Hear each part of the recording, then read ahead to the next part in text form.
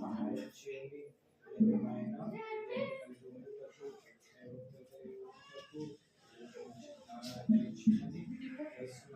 ప్రార్థిస్తున్నాము తండ్రి.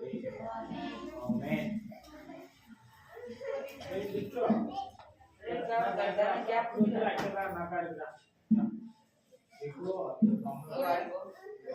మంచి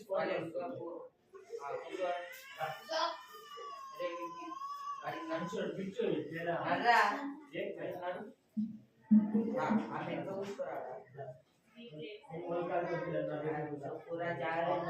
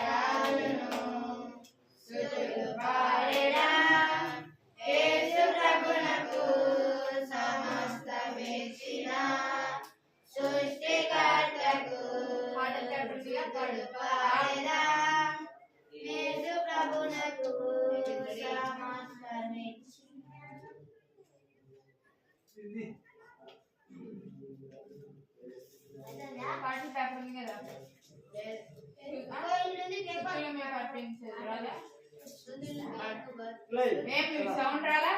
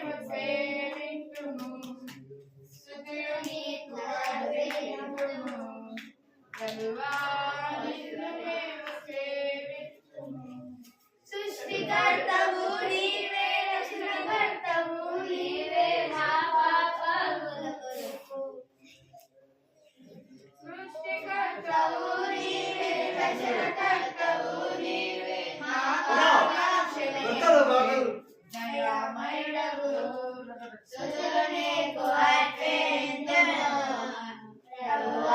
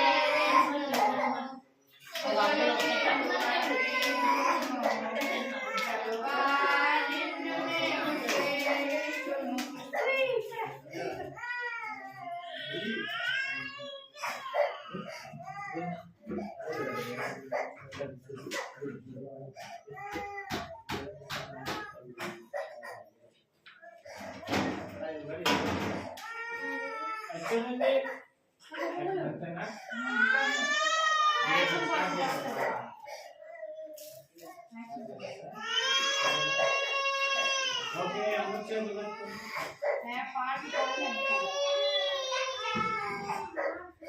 ఇంకో ఏం పేరు? Action points. ఆడండి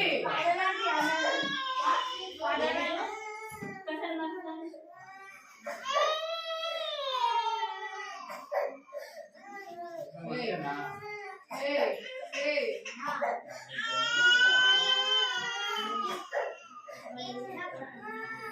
లేకు లేకుండ్రా 1 2 3 ఆ స్ట్రైక్ లో action concept.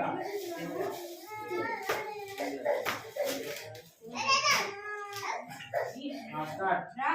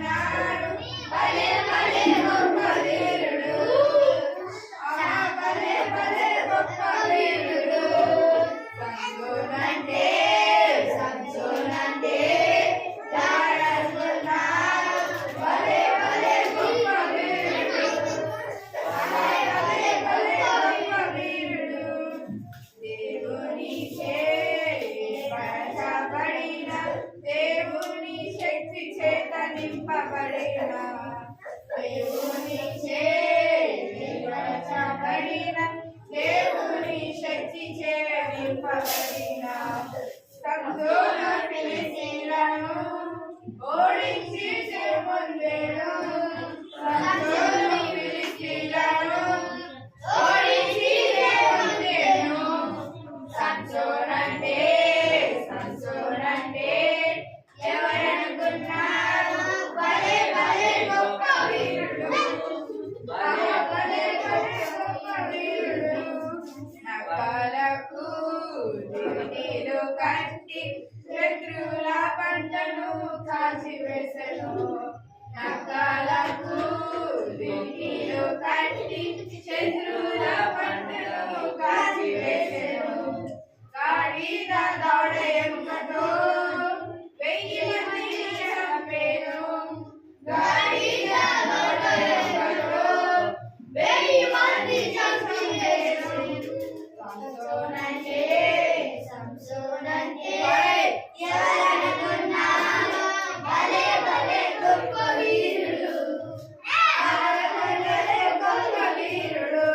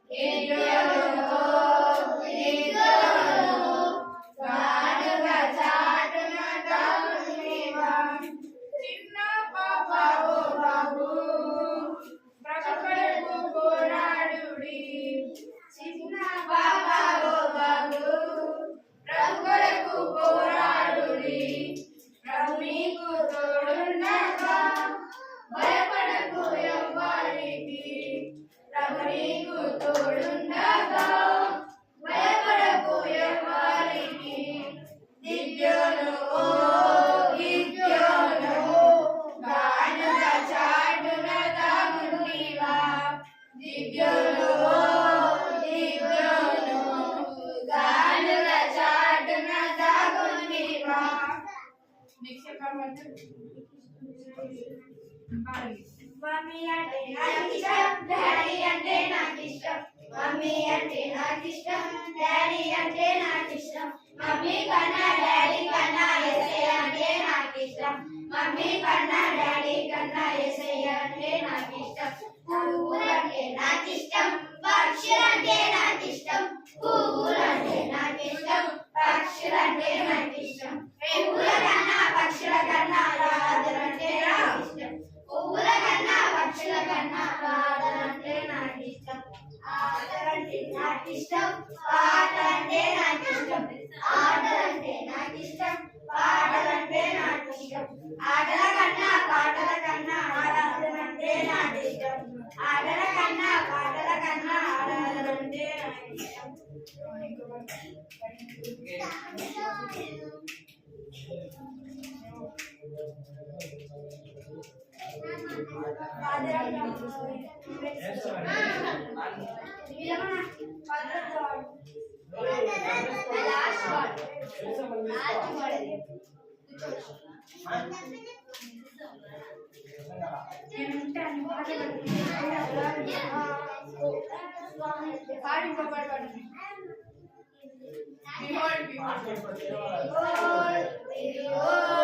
I stand in the door and knock, knock, knock.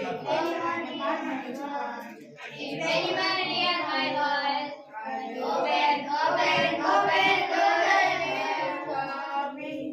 Behold, behold, I stand in the door and knock, knock, knock. If anyone hear my voice, if anyone hear my voice, I will open, open, open the door and come in. ఆజ్ఞాతిక్రమమే పాపము పాపము వలన మరణము ఆజ్ఞాతిక్రమమే పాపము పాపము వలన మరణము ధర్మం వలన నష్టము ధర్మం వలన నష్టము విజేత వలన జీవము ధర్మం వలన నష్టము విజేత వలన జీవము విందుకు విలచెను వస్తిని విందుకు విలచెను వస్తిని గర్వం వలన వస్తిరాని అవిధేయత చూపె రాజుకు రాజుకు కోపం ప్రగలుకొని వస్తిని తొలగించే రాజు నుండి రాజుకు కోపం ప్రగలుకొని వస్తిని తొలగించే రాజు నుండి ఆజ్ఞ విక్రమమే పాపము పాపము వలన మరణము గర్వం వలన నష్టము విధేయత వలన జీవము గర్వం వలన నష్టము విధేయత వలన జీవము ఆజ్ఞాతిక్రమమే పాపము పాపము వలన మరణము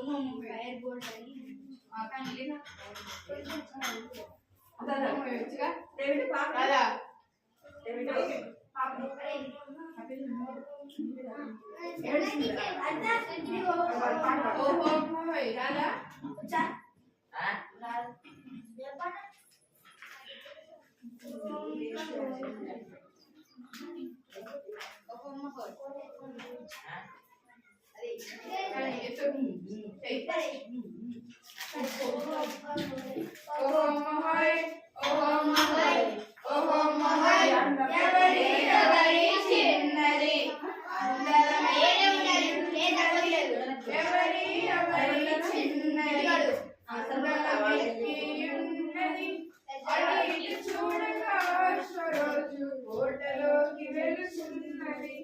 అటు ఇటు చూడగా సరోజు కోటలోకి వెలుచున్నది పిట్ట తండ్రికి లోబడి బ్రతికినది నా మనసు గల చిన్నది కఠిన వేళలో దేవుని కృపయని నమ్మిక కలిగి ఉన్నది ఎస్తేరని చిన్నది ఎస్తేరని చిన్నది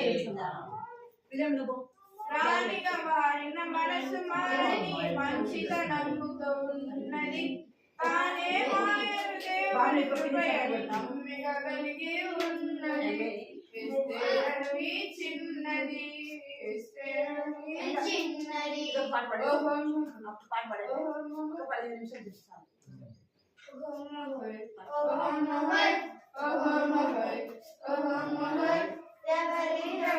చిన్నది పంచలమెక్కి ఉన్నది అటు ఇటు చూడగా సరోజు కోటలోకి వెలుచున్నది అటు ఇటు చూడగా సరోజు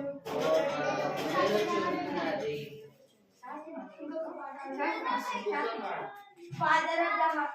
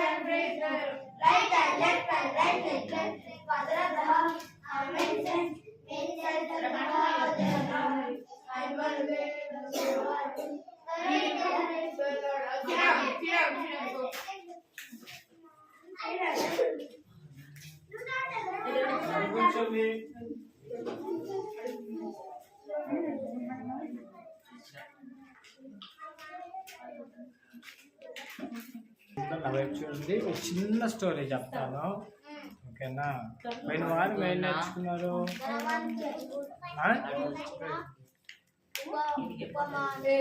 పోయిన వారం ఏం నేర్చుకున్నారు హలో కూర్చోవాలి చేతులు కట్టుకోండి ఏంటి ఈరోజు ఉపమానము ధనవంతుడి కూర్చున్న ధనవంతుడు అంటే బాగా డబ్బున్నవారు ఆస్తులు ఉన్న వారిని ధనవంతులు అని పిలుస్తారు. మరి ఈరోజు ఒక మంచి ధనవంతుని గురించి మనం తెలుసుకుంటున్నాం. చూడండి, ఇల్లు బాగుందా? ఎవరిది ఇల్లు? ధనవంతునిది. కనబడుతుందా అందరికి? ఎలా ఉంది ఇల్లు? చాలా పెద్దదిగా, చాలా అందంగా ఉంది కదా. ఇది ధనవంతుని ఇల్లు. వినాలి, నా వైపు చూడాలి. రే చూస్తున్నావా? రే ఇది ఎవరి ఇల్లు? ధనవంతుని ఇల్లు. ఓకే, బాగుందా? ఓకే. తర్వాత ఈ ధనవంతుడు మరి ధనవంతుకి కొంచెం బాగా పొలాలు ఉన్నాయంట. ధనవంతునికి మంచి ఇల్లు ఉంది, చూశారు కదా. మరి ఇవేంటి? ధాన్యము. ధాన్యం అంటారు. ఇందాక ఇల్లు చూశారు కదా, ఇప్పుడు ఏం చూశారు? ధాన్యం.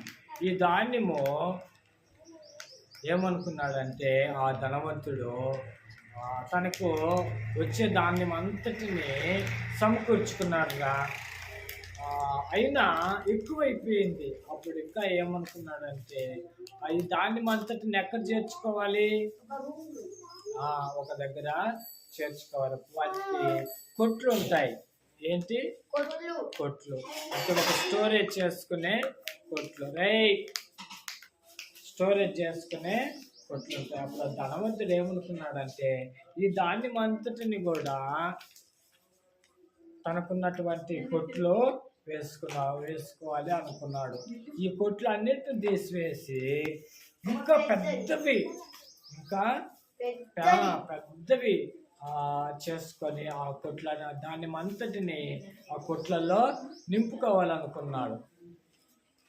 ఇంకా ఏం చేయాలనుకున్నాడంటే ఆ ధాన్యం ద్వారా వచ్చే డబ్బులన్నిటినీ కూడా ఏం చేసేవాడు, దాచిపెట్టుకునేవాడు. చూసాడు, కనబడుతుందా?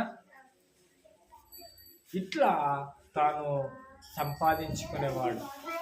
తాను డబ్బులు ఎంతో గొప్పవాడుగా అయిపోయాడు డబ్బుల ద్వారా. అయితే ఒకరోజు వినాలి, దేవుడు ఆ ధనవంతుని చూశాడా? చూసి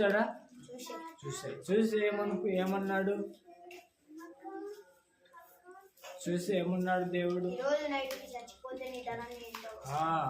ఇప్పుడు ఈ ధనవంతుడు ఒకవేళ ఈ రాత్రి చనిపోయాడు అనుకో, ఇతని ధనవంతుని ఎదుట ఏముంది?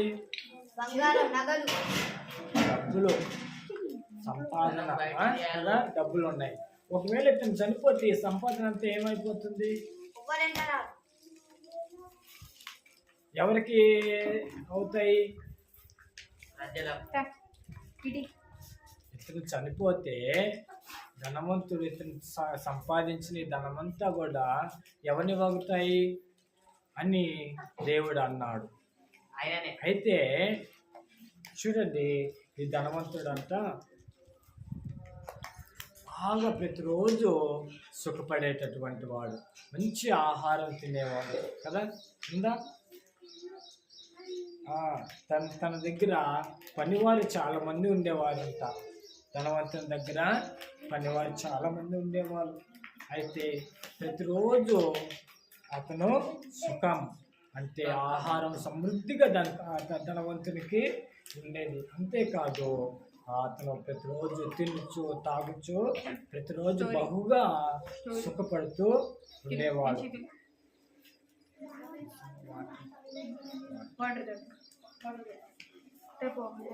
ప్రతిరోజు ఏం చేసేవాడు?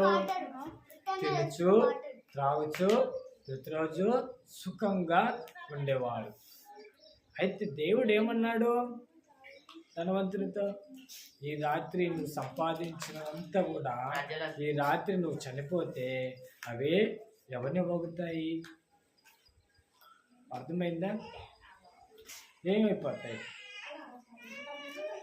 అయితే మనం గమనించినట్లయితే ఒకరోజు తన దగ్గర పనివారు చాలా మంది ఉన్నారు. ఒకరోజు అంతా ధనవంతుడు ఏమైపోయాడు?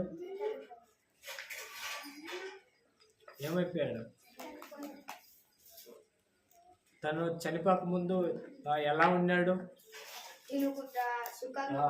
తింటూ, తాగుతూ, ఇంకా తనకు ఉన్న మంచి ఇంటిలో నివాసం చేసేవాడు.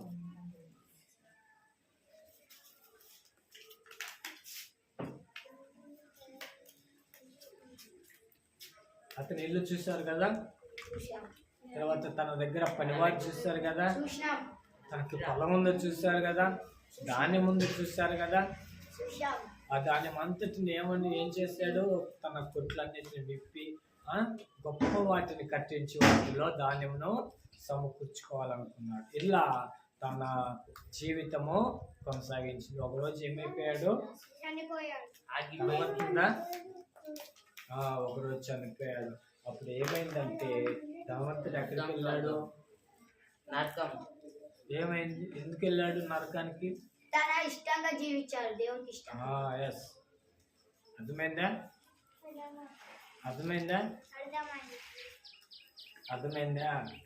ఎందువల్ల నరకానికి వెళ్ళాడు? తనకి ఇష్టం వచ్చినట్లుగా తన సుఖమును అనుభవించాడు. కానీ దేవుణ్ణి నమ్మలా. దేవుణ్ణి నమ్మాడా? నమ్మలా. కానీ దేనిని నమ్మాడు? డబ్బుని నమ్ముకున్నాడు, ఆస్తిని నమ్ముకున్నాడు, వీటన్నిటిని నమ్ముకున్నాడు. దేవుని నమ్ముకున్నాడు. కానీ చనిపోయిన తర్వాత ఎక్కడికి వెళ్ళాడు? నరకానికి వెళ్ళిపోయాడు. ఇవన్నీ ఏమైపోయినాయి? ఇక్కడే భూమి మీద వదిలిపెట్టేశాడు. తాను ఎక్కడికి వెళ్ళిపోయాడు? నరకానికి వెళ్ళిపోయాడు. ఇందులో మనం నేర్చుకోవాల్సిన పాఠం ఏంటంటే, అన్నీ ఉన్నా దేవుడు లేకపోతే వ్యర్థం కదా. అన్నీ ఉన్నాయి. ఇక్కడ మాత్రం సుఖపడి దేవుని నరకంలో బాధపడుతూ ఉంటాం. కానీ ఇక్కడ మనము పేదవారముగా ఉన్నప్పటికీ మనకు బాధ, శ్రమ అన్నీ ఉన్నా కానీ దేవుని మనం నమ్ముకుంటే ఏం జరుగుతుందో తెలుసా? దేవుని రాజ్యంలో మనం ఉంటాం, పరలోకంలో మనం ఉంటాం. చూడండి, మనం ఎక్కడ ఉంటాము? దేవుని రాజ్యంలో ఉంటాం. అక్కడ సంతోషంగా ఉంటాం, ఆనందంగా ఉంటాం. కానీ ఒకటి గుర్తుపెట్టుకోండి, ఇక్కడ మనం సుఖంగా ఉంటే పరలోకంలో ఎలా ఉంటాం? నరకంలో ఎలా ఉంటాం? బాధపడుతూ ఉంటాం. ఎందుకని? సుఖాన్ని కోరుకుంటాం కానీ దేవుని కోరుకోం కదా. ఇక్కడ సుఖం కావాలని కోరుకున్నాం అనుకో, నరకంలో బాధను అనుభవించాలి. ఇక్కడ నాకు దేవుడు ఉంటే చాలు, ఏమి ఉన్నా లేకపోయినా దేవుడు నాకుంటే చాలు అనుకున్న వారికి ఎక్కడ ఉంటామో దేవునికి రాజ్యంలో, పరలోక రాజ్యంలో, అక్కడ మనము సంతోషంగా ఉంటాం. అయితే మనం ఎలా దేవుని రాజ్యంలో ఉంటాము? ఎలా మనం ఎవరిని నమ్ముకోవాలి? దేవుని. అర్థమైందా పిల్లలు? అర్థమవుతుందా? అర్థమవుతుంది. ధనవంతుడు ఎవరిని నమ్ముకున్నాడు? డబ్బును, ఫలాన్ని, ధాన్యమును, వీటన్నిటిని నమ్ముకున్నాడు. మంచి ఇల్లు కట్టుకున్నాడు కానీ దేవుణ్ణి నమ్మలా. ఎక్కడికి వెళ్ళిపోయాడు? నరకానికి వెళ్ళాడు. అయితే పరలోకానికి వెళ్ళాలంటే ఎవరి మార్గము? ధనం మార్గమా? ధాన్యం మార్గం అయిందా? కాదు. ఎవరు నమ్ముకోవాలి? దేవుడిని నమ్ముకోవాలి కదా. యేసయ్యను నమ్ముకుంటే చాలా, ధనాన్ని నమ్ముకుంటే చాలా. యేసయ్యను నమ్ముకుంటే మనం ఎక్కడికి వెళ్తాం? పరలోకానికి, స్వర్గానికి మనం వెళ్తాం. ఎందుకో తెలుసా? దేవుని దగ్గర ఎప్పుడు కూడా మనకు సంతోషము, ఆనందము, సమాధానం ఉంటుంది. ఈ లోకంలో మనకు ఏమి ఉన్నా లేకపోయినా యేసయ్యను మనం నమ్ముకుంటే పరలోకానికి మనము యేసయ్య మనల్ని తీసుకుని వెళ్తాడు. అందుకనే యేసయ్య ఏమన్నాడో తెలుసా? నేనే మార్గమును, సత్యమును, నేనే జీవమును. చూడండి, వాక్యం కనబడుతుందా? చదవండి. నేనే మార్గమును, జీవమును, నా ద్వారానే తప్ప ఎవడునో తండ్రి ఎద్దకు రాడు అని అంటున్నాడు. మనము దేవుని దగ్గరికి వెళ్ళాలంటే ఎవరు మార్గం అయి ఉండాలి? దేవుని యేసయ్య మార్గంలో మనము నడిచినట్లయితే, ఆ మార్గంలో మనం వెళ్ళినట్లయితే దేవుని దగ్గరకు మనము వెళ్ళగలమని యేసయ్య ఈరోజు మంచి ఉపమానం మనకు తెలియజేశాడు. అయితే క్షమాపణ ఎక్కడ దొరుకుతుంది? సిలువలో మనకు క్షమాపణ దొరుకుతుంది కదా. ఈ లోకంలో చూడండి, ధనము, సిరి సంపదలు అన్నీ మనల్ని ఏం చేస్తాయి? దేవునికి దూరము చేస్తాయి, స్వర్గానికి దూరము చేస్తున్నాయి. అందుమూలంగా మనం ఏం చేస్తాము? పాపం అనేది చేస్తూ ఉంటాం. పాపం వలన వచ్చే జీతం ఏంటి? మరణము. అయితే దేవుని దగ్గర, యేసయ్య దగ్గర మనకి ఏం దొరుకుతుంది? పాపానికి క్షమాపణ అనేది మనకు దొరుకుతుంది. ఓకే ఓకే అయితే మనం ఈరోజు మనము ప్రార్థన చేసుకున్నాం. ఏమైనా ప్రార్థన చేద్దాం. కంఠస్థ వాక్యం ఏంటి? లూకా 12వ అధ్యాయము 20వ వచనం.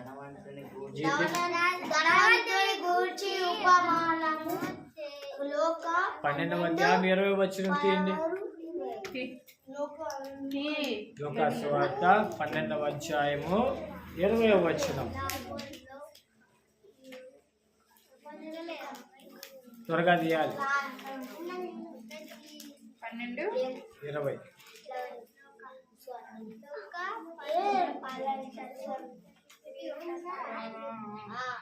అయితే దేవుడు వెర్రివాడ, ఈ రాత్రి నీ ప్రాణము నడుగుచున్నారు. నీవు సిద్ధపరిచినవి ఎవనివ్వగను అని అతనితో చెప్పాను. చూడండి, వాక్యం ఏంటి? కన్నడ వాక్యము.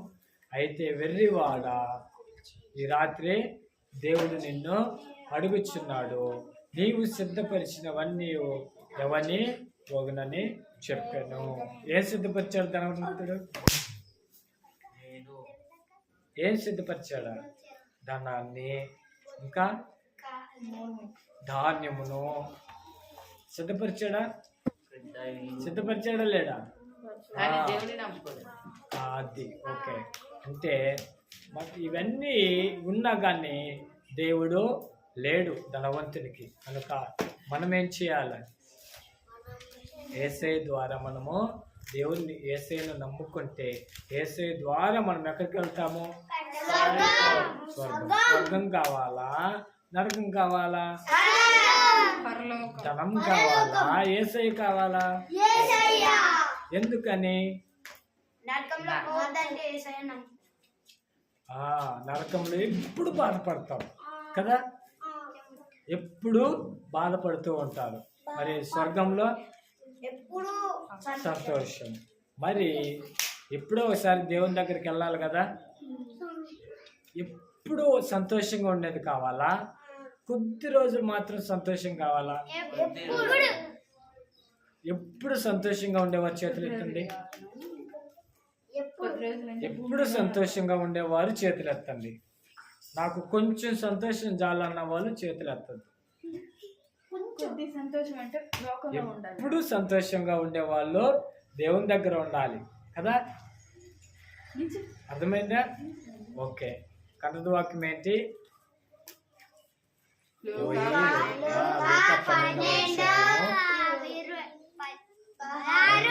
పన్నెండవ అధ్యాయము 20వ వచనం. వెర్రివాడ, ఈ రాత్రి నీ ప్రాణము దేవుడు అడుగుచున్నాడు. అర్థమైందా? నీవు సిద్ధపరిచినవి ఎవరివి అగును. ఓకే. లాస్ట్